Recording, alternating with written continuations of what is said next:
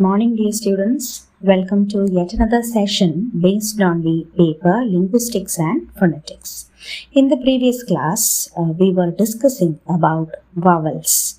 We talked about the definition of vowels and we also defined a special term related to the articulation of vowels called the vowel limit. I hope you remember. So let me just rewind once again. Vowels are those sounds which are produced with the tongue raised towards the roof of the mouth in such a way that there is enough space between the tongue and the roof of the mouth for air to escape without any sound of audible friction. So air escapes very freely through the space between the tongue and the roof of the mouth. Such sounds are called vowels. And what do you mean by vowel limit? The vowel limit is the highest point up to which the tongue can be raised and a sound produced without any sound of audible friction. This particular level in our mouth is called the vowel limit. You must note one more term with regard to the articulation of vowels. That is the name that is given to the process of articulating sounds with enough space between the tongue and the roof of the mouth. This kind of articulation has got a special name. It is called the stricture of open approximation.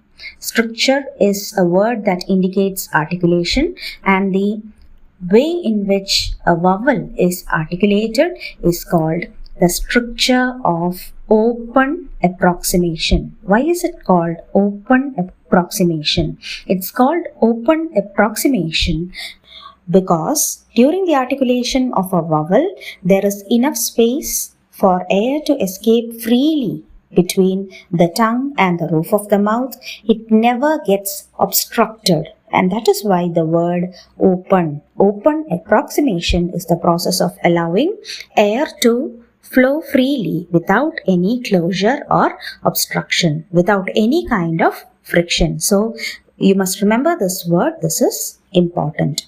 So the important terms: vowel limit, the structure of open approximation, and also the definition of vowels. And we had also started discussing the classification of vowels in the previous class, and I had told you that vowels can be classified on the basis of three different criteria.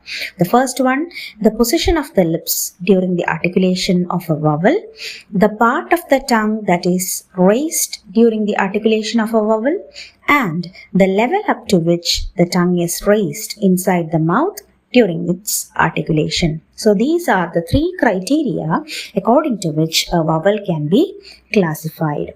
So we had also discussed the first criterion, that is the position of the lips during articulation. Based on the position of the lips during the articulation of a vowels can be classified into rounded vowels and unrounded vowels. And I had given you examples. The rounded vowels are vowels like oo and o, during the articulation of which your lips assume a round shape. And certain other vowels like E and A are examples of unrounded vowels because during the articulation of such vowels, the lips do not assume a rounded shape. So this much as a recap of the previous class. Now let's move on to new portions.